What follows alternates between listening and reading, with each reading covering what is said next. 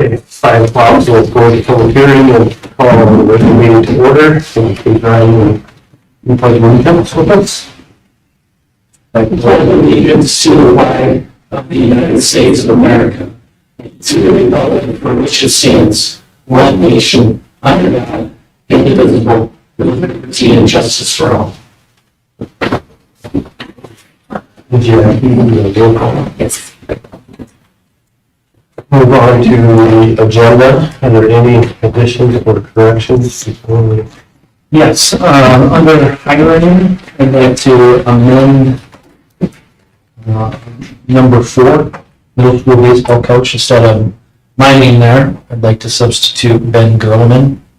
Mr. Gerleman informed us over the weekend that he's interested in coaching middle school baseball, so Mr. Cruz was back today and had that conversation with Mr. Gerleman, so we'll substitute my name for Ben Gerleman.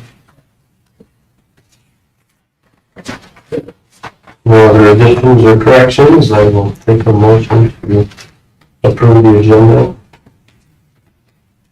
I'll make a motion to approve with the change as noted. I'll second. A motion and a second to approve the agenda as listed with the change. All in favor, say aye. Aye. All opposed? I just assume one of you are here to speak on. We'll move on. Approval of minutes of past meetings. 2 items there. The March and April hearing. Any additions or corrections? If anybody notice that need to be made at this time?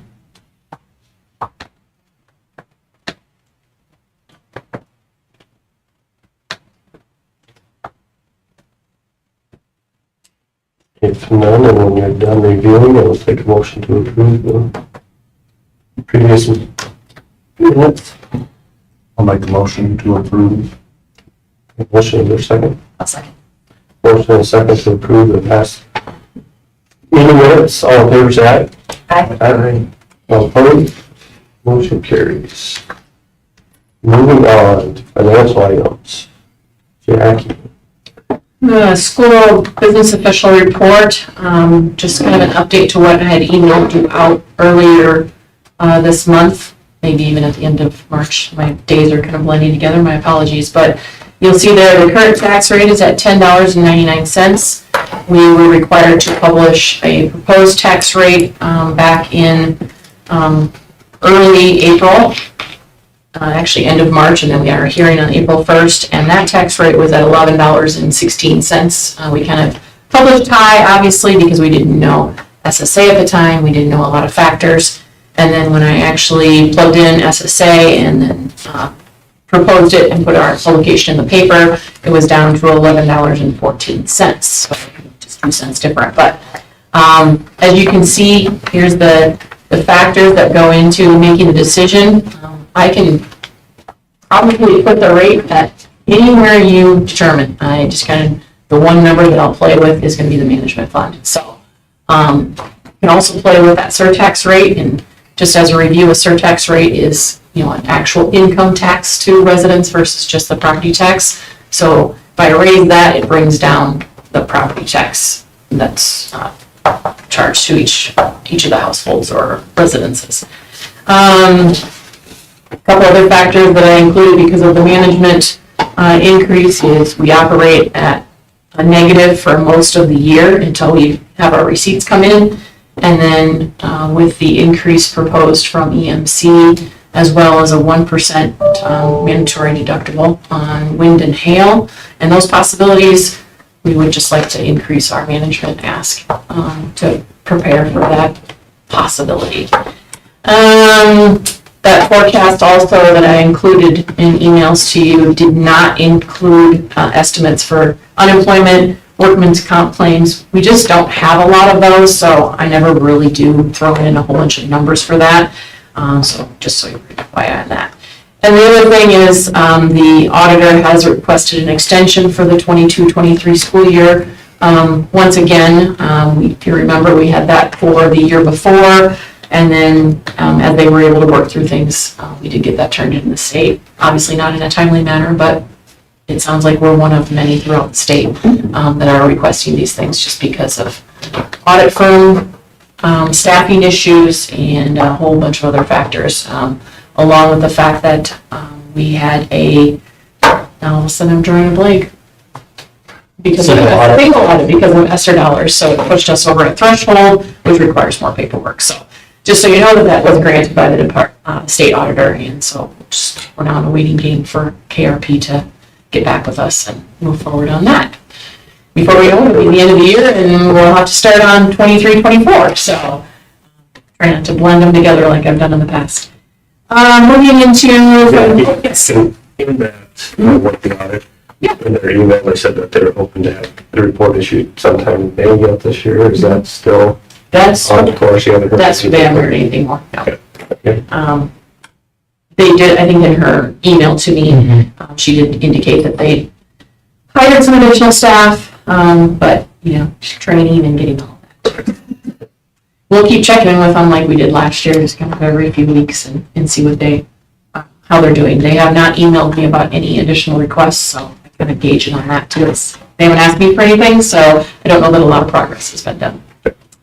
Anything further on the budget information? Obviously, we can talk about it further when there's an action item, but if you don't need specific questions, I can answer those. Otherwise, financial reports. Special Revenue Fund report is the report that makes up your management, physical plant and equipment levy, playground levy, and your save dollars, your 1 cent sales tax dollars, and then debt service. I don't have anything specific to report on that. We did receive our first bill from Visions, and that is in the list of bills, if you didn't notice that. They did break ground Monday, so we'll expect to see more and more of those bills come through. The next report, annual treasurer's report, that's your general fund for March 2024. Again, nothing too out of the ordinary to report there. The revenues are down just a bit, but again, we're expecting that because we didn't levy for cash because we're not allowed to under the state's rules.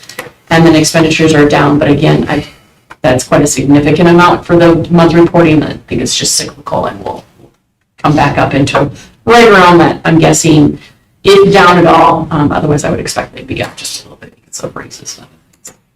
And cash is at $3.4 million. And then in activities report, activity, hot lunch, student construction, FFA farm, and then the split fund. Nothing too outrageous to report here either. Our activity fund continues to have a pretty significant balance that consists of a lot of things that the balances aren't touched. For instance, if you have like the band and choir trip or other things that are kind of reserving some cash for things, but otherwise the activity fund is doing well. Hot lunch fund, $511,000. As you saw in your list of bills or we'll review, we had a $12,000 refrigerator repair, so that will come out of that, and we do have the funds for that, so that's fine. Student construction, we did have a few expenses come out over the last month, and I know there's more and more going to be coming because they're getting now into May term, and they'll probably focus on the house and machine that a little bit more, so we might see a few more things. Otherwise, the purchaser is actually funding most of those remaining costs. FFA farm fund, $2,400. Not a lot of expenses coming in and out of that fund other than some utilities and some other random expenses, but I haven't heard anything more about the FFA farm, so we're going to just assume it's just going to kind of stay steady. And then, of course, split fund is where we pay for any additional insurance costs for staff above and beyond in our partially self-funding, as well as our HSA contributions. So, summary list of bills. I added some additional bills today, so if you want to take a review of those, otherwise I'll take any specific questions if you don't understand the bill or want some more details. There is quite a list.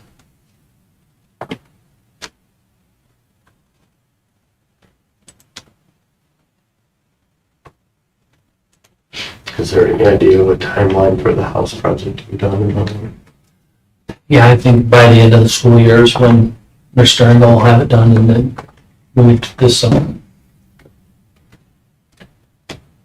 I saw a couple hot lunch fund like negative balances, have we gotten quite a few donations to help cover those? Yeah, we actually, we get a few donations throughout the year from churches, but we got a pretty significant donation from First Reformed Church last month, and specifically to help certain, not certain lunch accounts, but lunch accounts that just kind of needed that boost to get back to zero. We do have a referral program in place for lunch accounts that are consistently either overdrawn or negative, or get to a point where they just can't get themselves out of it. Sure. And they're referred on to the building principals and take action from there.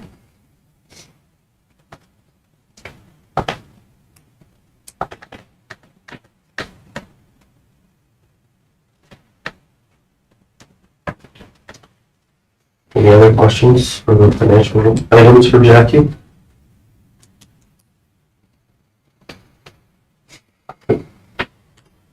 I will take a motion to approve those financial items as listed, including the additional list of bills. We'll hear that.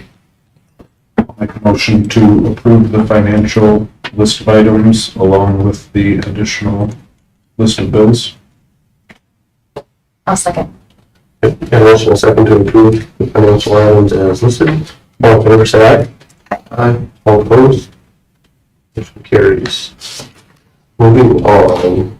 Administrative reports and discussion items. Recognition and congratulations of students, Yeah, staff, and community. yep. So a couple items I added this afternoon. Mr. Grown took the 7th grade team to the MACB at Northwestern College. And so they placed 9th out of, I believe, 32 or 36 teams. So congratulations. The team members are listed there: Evan Baker, Gene Strength, Brody Harder, Ryder Loudman, and Mary Odakoven. So congratulations to them. Thanks to Mr. Grown for taking them down there, participating in that event. Mrs. Graping provided a document, kind of a comprehensive list of awards and achievements by the team. We had recognized some individuals last month for kind of all conference and all state, but those awards for those various players of the team continue to roll in between the March meeting and today. So the list is quite extensive because they've had a great season. So in addition, she put down there at the bottom some kind of team accomplishments and some records for the team as well, individuals and collectively. So again, what a great season by the girls. Congratulations to Coach Grafine and her staff for making it back to state 3 years in a row. So encourage you to take a look at all of those. Community contributions, I'd really like to thank Rochelle Herbert and Teresa Hugendorn for their work with the FFA program. The banquet this last weekend, and then they had the state convention here the last couple days. I know Mr. Engelman went with them, so did Mr. Dicemore. So anything you want to add about the FFA program? It was a fantastic experience for me going down to that convention, first time I've ever done it. It was, overwhelming with different things that the kids could do and the things they were participating in. We had 14 kids there with us. Highlight a couple, Lily Henry and Keaton Funk got on stage for their Star Wars Finalists Award. So it was fun to get up there on stage. And then Lily, Keaton, and Jada Woodall were also up there for the Iowa proficiency degrees. So then we had a host of other kids that were competing and kind of sitting in on some things and got some certificates and recognition. So a lot of fun had by all. Like what Mr. George said about Rochelle and Teresa. We also had Heidi Cook and Carol Henry go with us, and they were fantastic chaperones. A lot of fun. And also Keats Boonder, graduate freshman at Iowa State, is going to be the state reporter. So she got the first, I believe the first ever officer award for Central Lyon FFA. The first ever state officer. So that's pretty exciting. Quite the accomplishment. Last week, we hosted the Central Lyon High School track meet, and I know I saw many of you out there. Appreciate the volunteers that made that track meet go. If you know we had to postpone one day, and we went from the automated timing system to the kind of traditional plunger timing system. So it took 13 additional volunteers. So kudos to Jeff Cruz. He kind of stepped up and took the bull by its horn in finding those volunteers and organizing everybody on meet day. But good event. Much better day than Monday when we had cold weather and wind and rain earlier in the day. So I want to thank everybody for that. Mr. Harmon, anybody you'd like to recognize that I didn't include? Okay. Yeah, definitely want to thank all those volunteers for helping out. Special thanks to Rochelle and Teresa. I know they spent countless hours transitioning the FFA program along with Jason, so thank you to those individuals. Moving on, the principal's report. As you can see in my report, I did include the spring setup conference percentages by grade. Overall, again, high participation in elementary, 455 total conferences over the 2 nights, over 90% overall.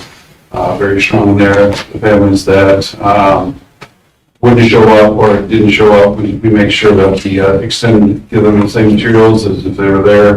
And of course, the ones that we do need to talk to, make sure we have a conversation with them, just to make sure that communication continues both ways. The other thing that April is notorious for is trying to get a handle on our lower elementary registration numbers. Conferences is a time where in preschool, the cold standards kind of show where the student's ready for kindergarten or for your TK may be considered. So as you can see there, the sizes that, or the class sizes that were last week, or actually there's 2 terminated on Monday, we already have a change. We're up to 46 signed up in preschool this year, 20 in TK, and then 51 in kindergarten for the closed numbers for next year. We're still beating the bushes to see if there's people out there, make sure that we get them before August. This is helps us plan with the year, but again, solid numbers going into the 24.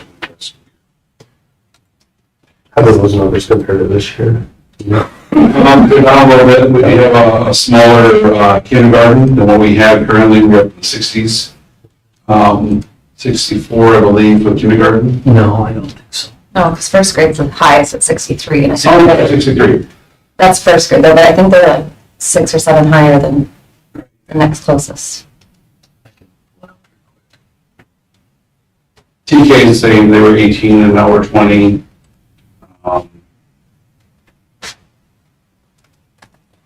So yeah, right now, 56 kindergartners, 18 TKers, and preschool 48. So like you said, 46 preschoolers down about 5 kindergartners. So we'll usually pick up 1 or 2 or 3 or 4 over the summer between when we do our sign up and when it actually starts, especially those that might be their first child in preschool that aren't involved in one of the daycares here in town. Maybe just aren't paying attention to our communications. Haven't had to do it before. It's 90% participation rate in conferences. Is that pretty normal? We're usually at about 95. We usually have about between 2 and 3 kids that don't show up, so it's a little higher than that. Spring is usually a little lower than the fall. Yeah. But like I said, as always, we want to make sure we continue to communicate with those all parents. Any other questions? Thank you. Thanks.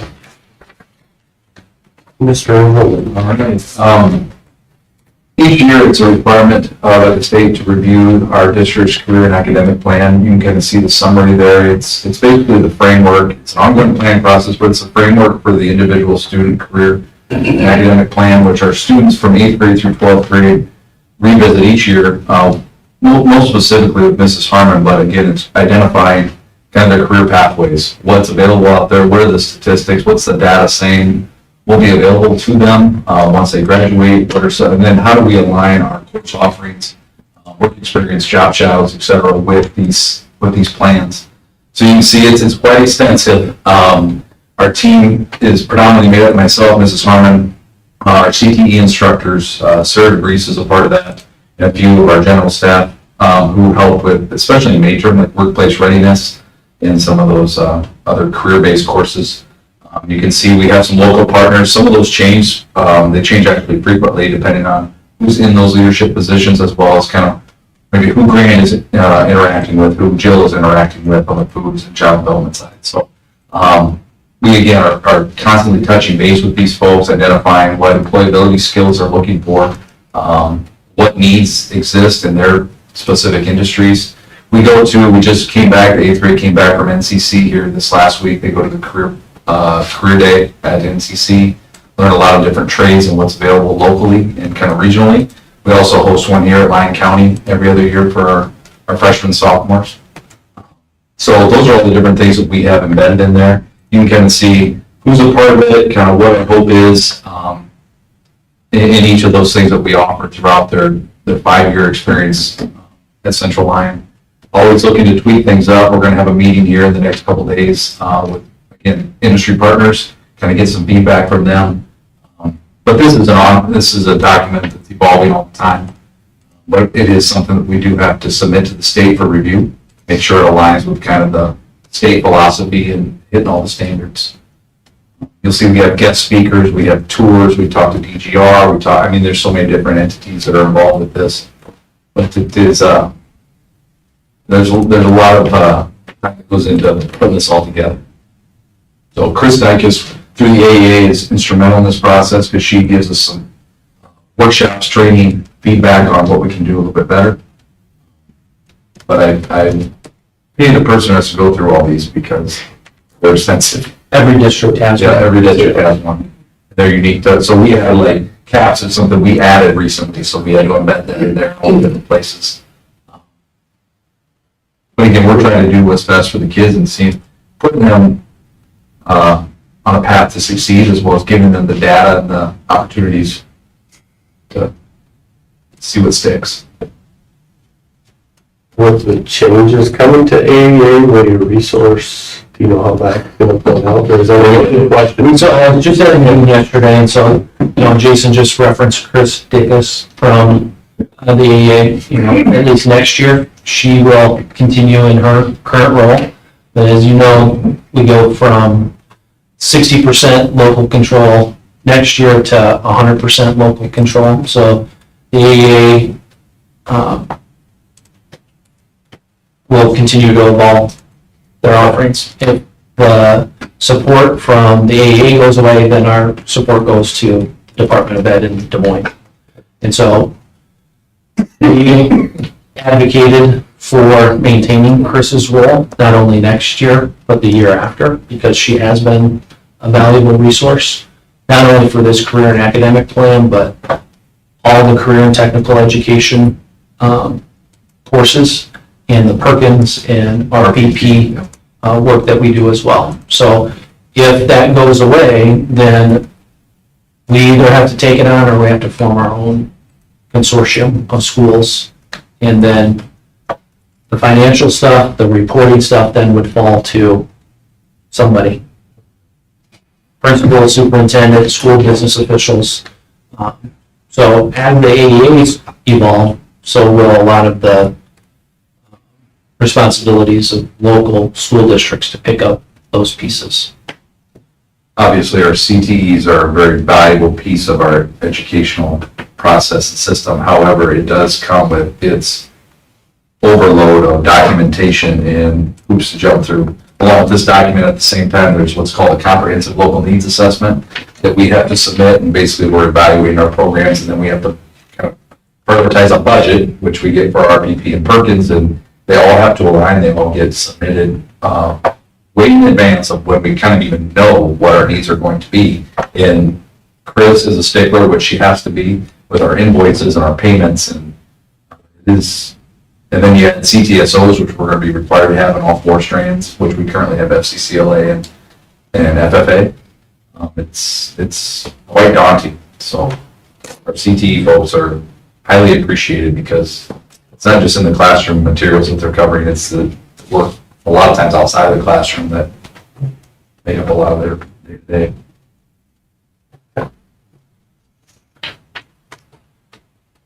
Thanks, Mr. Engelmann. Any questions for Jason? Hey, Jason. Yeah. Brett. Yes, updates in regards to the facilities project, like Jackie referenced. Dirt work started on Monday. Obviously, the rain yesterday slowed that down. But wanted to update everybody about kind of utilities, Sparkle car wash equipment, and soils and concrete testing. Those 3 items weren't in the contract that was awarded divisions. These are all things that we're kind of doing independently. So all of these expenses will be PEP will save expenses. You know, utilities work, if you remember the estimate that FEH did, that was going to be like $200,000 for sewer, water, electrical, working with Rock Rapids Utilities and the development group were able to basically cut that in half and then share that expense. So we're hoping between $50,000 and $60,000 for that utility work instead of what was estimated by the architect. Sparkle car wash equipment's about $30,000. Again, local vendor within the school district. So not only the equipment itself, but the installation will be coordinated with the contractor, but Sparkle car wash will be kind of that subcontractor. And then the soils and concrete testing, that's outside of the contract. It's a range, it's an estimate, depending upon how many times they have to test. So if the soils, you know, we need to, you know, compact more, then they'll have to come back and test more. Once they pour the concrete, if the concrete doesn't cure appropriately because of the soils, then they'll have to come back and test multiple times. So the range there is about, you know, $10,000 to $15,000 for that testing. Playground equipment, we actually got our first couple pallets of equipment this week, so we're storing that stuff. The last week of this month, the big equipment will arrive, and so you probably see it kind of stored outside here by the playground so that we don't have to transport it multiple times and stuff. So don't be surprised if you see that in the next couple weeks. Also, I'd like to let everybody know that we've finalized the sale of parcel A of the old bus barn to Kids Club. So we received that check for $35,000 a couple weeks ago. I don't know if it's officially recorded yet and official on the Beacon website, but as far as we're concerned in the paperwork, everything's been taken care of there. We are going to start getting rid of some of the equipment that's been at the bus barn that we've been storing so that we don't have to move it. So bus number 4 is a bus that we haven't used with kids for over a year. We haven't needed it. It's got about 160,000 miles. So we're going to list that, put that on our social media, put it in the newspaper. We're asking $2,000 or best offer. It does need some engine work. It does need some work done on its turbo, and that's why we bought a new bus a couple years ago, because those maintenance costs and expenses were starting to pile up on it. The Ford F-150, if you remember in the fall, we purchased a new truck for Steve because the transmission went out on his vehicle and couldn't drive it any further. And so this one is, we're going to put $500 or best offer, knowing that it's going to really probably go for parts if somebody wants it. The new F-150 that we bought had a toolbox in the bed and then a custom bed cover. Rusky wanted the full capacity of the bed, so we are looking to get rid of those 2 things if people are interested in it. And then I didn't list it on here, but there's also an old snow blade down in the bus barn that was on the dump truck that we bought from the DOT many moons ago. We haven't used it for many moons. We don't use the dump truck to push snow anymore. So we're going to try to get rid of that. Similar, we'll put $500 on there, best offer. So People that are interested, again, you have to run an ad in the newspaper for 2 weeks, and then if nobody makes an offer or a bid, then we'll just dispose of it. Okay? And then I did attend a school foundation meeting last week. Excited to, the foundation's excited to increase their giving in regards to scholarships for our graduating seniors. Every senior that makes application to the foundation is going to receive a scholarship. So they're going to have different tiers, but if kids are going on and they put the time in to fill out the application, they're going to receive something from the foundation, and that's due to a very large gift that the foundation received, and that's going to be something that they're going to be able to do for every graduating class going forward. So just a tremendous gift back to the kids. And that's just graduating seniors. It's just starting with graduating seniors. I think their ultimate goal, if they continue to receive, gifts like that, is to maybe make it perpetual. So you could renew that, if you're in school for 4 years or something like that. But again, just the fact that every senior that graduates would be able to start with a scholarship is outstanding. They did award $12,000 in Lyon grants to teachers that, made application. I know Mrs. Grome's name was on there. So, again, another great gift. And then I presented a couple different options for the quote-unquote big project. That's another $10,000 gift that they, try to support technology. Last year it was some upgrades to our math manipulatives at the elementary level, and then some technology access for the new math curriculum. Year before that, it was the academic wall in the commons. So they've done a lot of different things, whether it's kind of facilities stuff, technology, or kind of offsetting some curriculum purchases. So really appreciate all the giving there from the foundation. Awesome.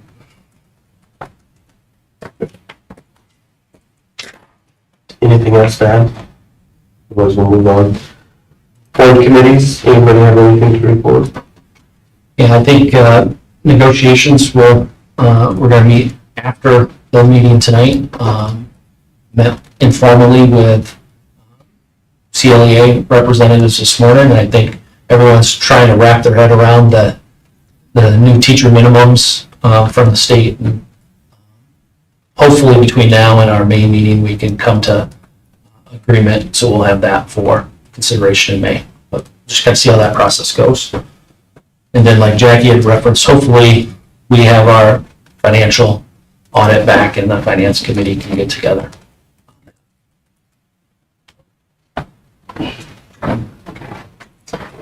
Moving on, old business. Consider the second reading of revised and new policies that are listed. Yep.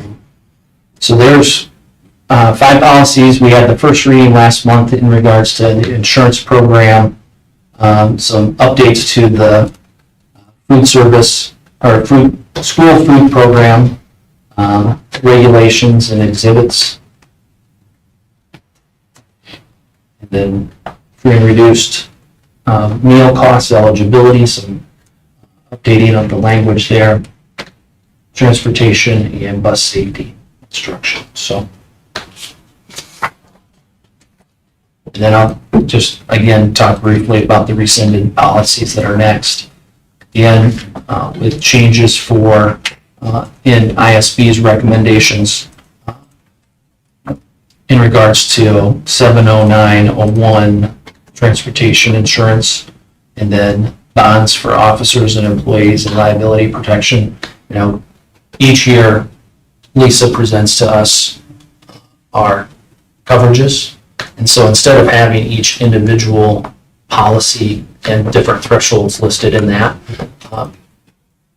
with the changing insurance market, this gives us more flexibility, and it's not even, like I said, those policies are no longer recommended by the school board association. So just trying to align those. Any questions on that? Otherwise, I believe we can take one motion to approve the second reading of the revised and new policies, and rescinding of bills, old policies as listed. So moved. That motion and a second, Scott? Yeah. Second. A motion and a second to approve the second reading of those revised and new policies and to rescind those policies as listed. All in favor, signal by saying aye. Aye. All opposed? Okay. New business, consider approval of fiscal year 2025 budget that we've gone over quickly, substantially. Thanks to Jackie for putting a lot of numbers together for us to review. Yeah, by the looks of it, the recommendation as Bill has alluded to, raising property taxes slightly, which is to increase our management fund, which again goes back to a lot of it for the insurance policies that everybody has seen an increase, and unfortunately we're not immune to that. So. And again, I can tweak 500 down so that we are identical or whatever, so you guys just gonna have to lead me in that direction, but we had it proposed 1116 and then 1114, and we didn't really receive any comments. I don't know if you guys did, one-on-one from people, but I think people understand what's going on in the economy and in the world, so. And I think if you have justification for it, I mean, it's easy to defend when you. Yeah, and we won't know our EMC bill, for a little while yet. That's the unfortunate part. You have to budget it, but you don't even know what's coming. But with Lisa's recommendation and direction and knowing these other things that are implemented, we're confident in what it might be. So. And that new 1%. Yeah, that's a little scary. It's a little scary. I guess it makes us a little anxious in where we live and the storms that have passed through in the last several years between the Haboob or the Habib and the derecho and all these other things that you just never know. So you wanna, and that's why they're doing it, obviously, because it's breaking them too. So.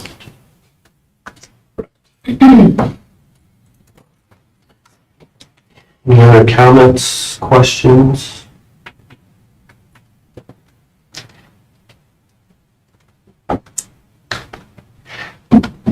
If not, I will take a motion to approve the budget as listed. According to Brent's recommendation, of a tax rate of $11, basically 6 cents, which is up 6 cents from last year, but. And with that, increase the management, we kind of do a big one this time. Hopefully then we can ease back down in the next few years, kind of depending on what the legislature gives us again for SSA and such, but yeah. I'll make a motion to approve the tax rate at $11.06 for the 2024-2025 school year. Second. A motion and a second to approve the fiscal year 2025 budget. All in favor, signal by saying aye. Aye. All opposed? Motion carried. Okay, moving on to considering approval of our 2024-2025 school calendar. Yeah, like I've got listed there, start date, August 21st, end date of May 23rd. Christmas break, December 23rd through the 2nd, with kids returning on Friday the 3rd.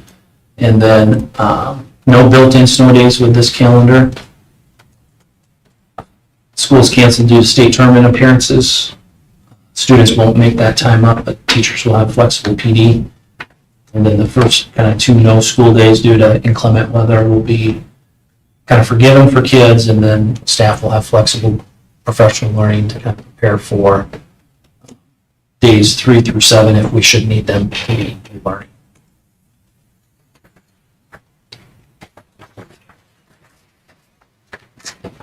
Any questions?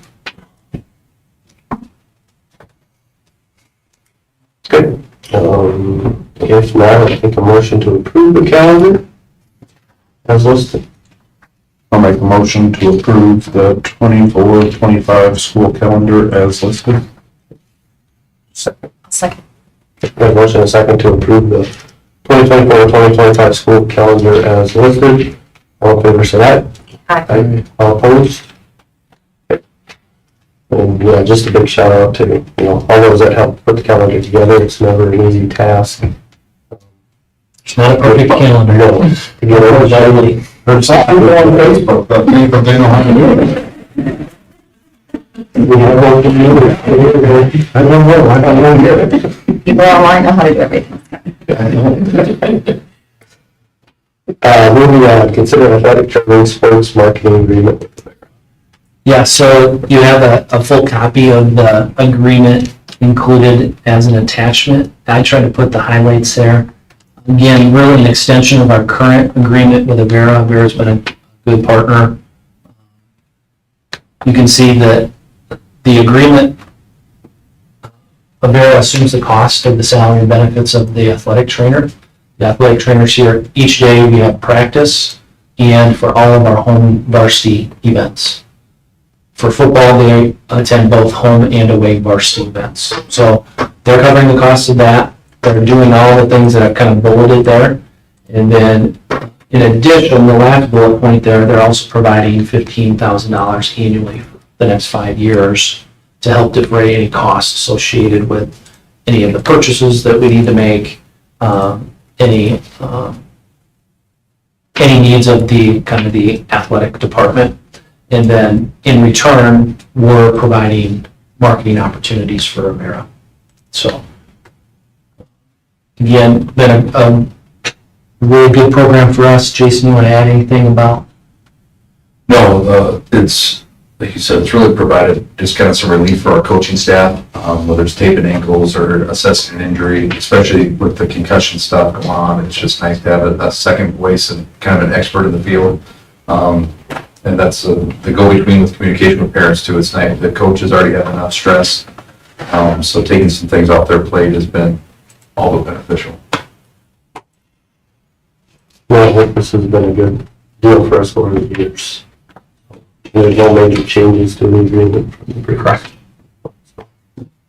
Very good. That's why I kind of refer to it as more of an extension than a new contract. Very good. Any questions? I will take a motion to approve the sports agreement with Vera as listed. I'll make a motion to approve the athletic training sports marketing agreement as listed. Second. I'll second. A motion and a second to approve the athletic training sports marketing agreement with Vera. All in favor, say aye. Aye. All opposed? Moving on to new policies.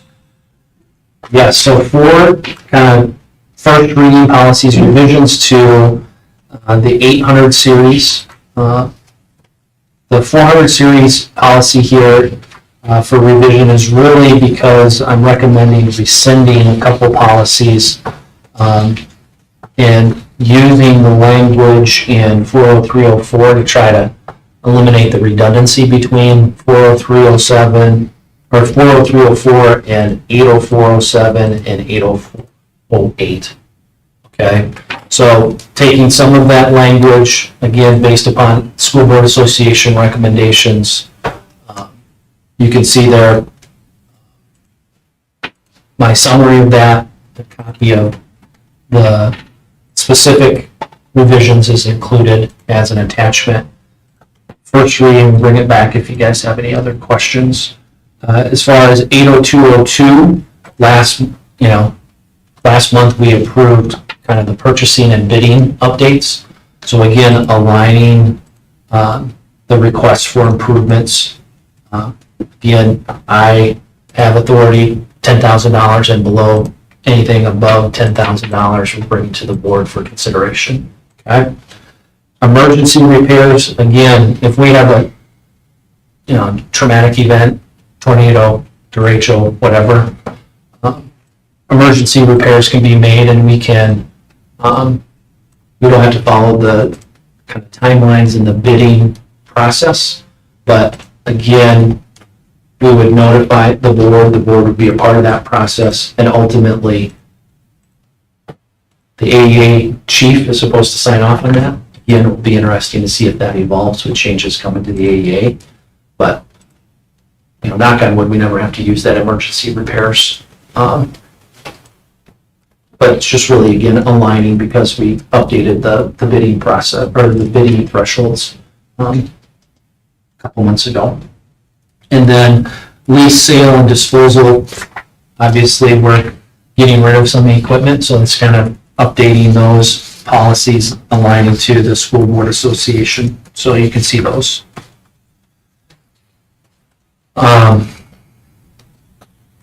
Otherwise, the review is the rest of the 800 series.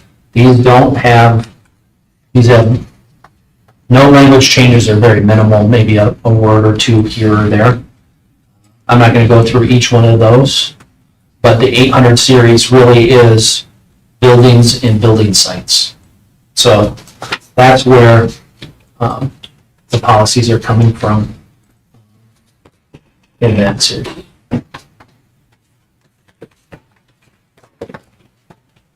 Okay, so if I understand them correctly, we're rescinding the policies that are basically, No longer recommended from the School Board Association, taking language from those first two, 80407 and 80408, including that in 40304, which was the hazardous chemical disclosures. okay, The means of fire escape, I didn't talk specifically about the rescinding of that one.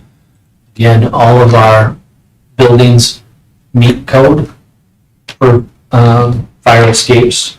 We do the drills. We actually have another policy, 50705, that references tornado drills and fire drills and how frequently you have to do those. So you can, again, School Board Association no longer recommends those. So we'll bring the first readings back, second readings, and the rescinding policies back for next month if you got any further questions, if you didn't have time to dig into those specifically. But the reviewed, since they're not changing any of those, we review and just update our records. anybody have any questions about those policies? Otherwise, I would take a motion to approve the first reading, and rescinding those policies as listed, and bringing it back for a second meeting, or second reading at the next meeting. And we don't need to do anything with the review. Just, if you want to take them all together, then you can. Okay, Okay. Yep, you can take it together. okay, perfect. I'll make a motion to approve the policies as listed. Is there a second? I'll second. Okay, got a motion and a second to approve those policies as listed, and bringing those first readings and the rescinded policies back for a second reading. All in favor, say aye. Aye. All opposed? Okay. Personnel, Yes, you can see we've got 5 resignations for this month, and then the transfer requests and hirings are connected to these, and then previous resignations that were accepted. And then, again, want to thank Sherry Bovee, Kate Gerber, Paige Metzger, Emery Martin, Jessica Cruz for their years of service to our kids in our community. Transfer request, Joe Christensen interviewed with Mr. Harmon and his team for the opening due to Mrs. Gerber moving on, and then Ms. Witzel to 3rd grade from kindergarten. Elena Buss, kind of replacing Jill Christensen as she moves to elementary counseling role. Davis Deistmars has been kind of our long-term sub this second semester. This would be under contract for next year, and as well as the FFA sponsor. Ashley Clausen interviewed last month. We're able to secure her for Jill Crone, who's retiring. Ben Gerleman for middle school baseball. We amended that earlier, so appreciate him stepping forward. Donovan Morales completed his coursework for his coaching authorization, so he'll be assistant baseball coach. Travis Shipper Also, want to thank him for putting his name forward for assistant baseball coach. Travis will kind of be the JVR coach, where Donovan will be the JV coach. Mr. Poletsky, Coach Poletsky, as the head coach. Continuing Sutton Schlumbaum for head volleyball coach. And then Regan Whitehill, 512 special education, as Bailey Fitch moves on. Mr. Harmon, Mr. Engelman, anything you want to add about any of the hires? Just like to say thanks for all their service and excited we come quality candidates to step in, so we'll the rest of them and have a good year. What will we have for openings in that, Preschool and kindergarten. preschool? Was Reagan Whitehill someone you found, like, at a, She's the daughter of the assistant principal when I was at Webster City. oh, good. So she's teaching in Glenwood right now, which is kind of outside Council Bluffs. Okay. She's moving to Sioux Falls. When she made that decision, her dad contacted me Nice. because he had seen that we had that opening. So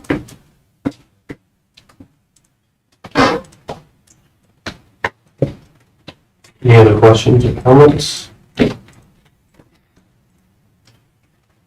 Otherwise, I will take a motion to approve the resignation, transfer request, and hirings as listed. I'll make a motion to approve the resignations, the transfer requests, and the hirings as listed. Outside. Got a motion and a second to approve those hirings, transfers, and resignations as listed. All in favor, say aye. Aye. All opposed, same. Okay. Yes, agreed. Thank you to all those that are resigning, and thank you for your years of service. So. Moving on, announcements, dates to remember. yeah, busy month between now and our May meeting. So I just want to confirm that Monday, the 13th works for you guys for our meeting. The only other event that day is boys state qualifying meet for golf. But that is the kind of the Monday of senior week, I like to call it, because we got graduation the following Sunday and a variety of events going on for seniors. If you wanted to keep it on a Wednesday, the second Wednesday of the month is the 8th. And we've got a couple of concerts that night that probably wouldn't work. The following Wednesday, the 15th, is the Scoop Supper. So, I don't think a Wednesday in May is probably in the cards. So, a regular. Up in time. I was just gonna ask that too. Correct. Do you like 5 o'clock hour? Works for everybody. I like 5 o'clock better than 7. Yep. Music to my ears. Just, Okay, so 5 o'clock. everybody does, especially going into the summer months and, 5 o'clock, May 13th. May 13th.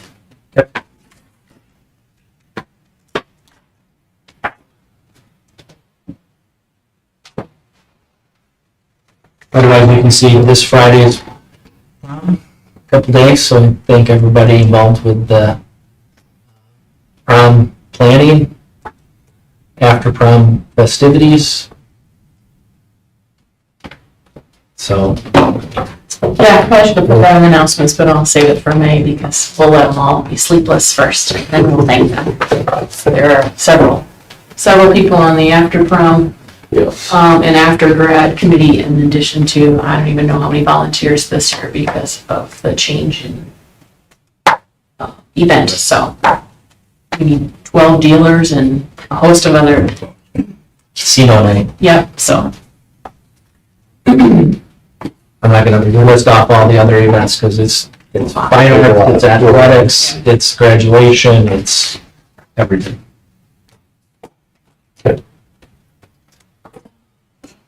Thanks, everybody. Moving on to board review, unless anyone else has anything they'd like to bring up at this time.